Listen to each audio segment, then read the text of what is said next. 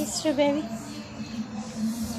jumper for Germany, Emma Weiss, a change in jump from the first final, where she went for a back full tuck.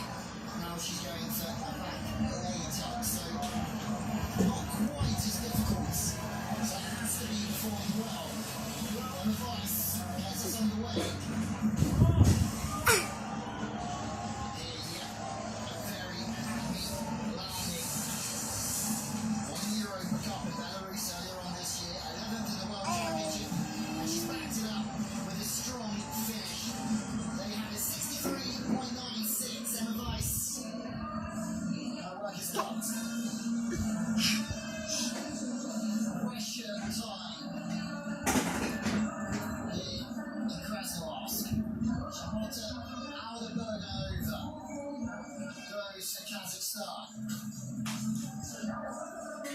She's going big as well. Going as big as the other athletes at the top of the ranking so far. A back full, double full with a difficulty of 3.525. That's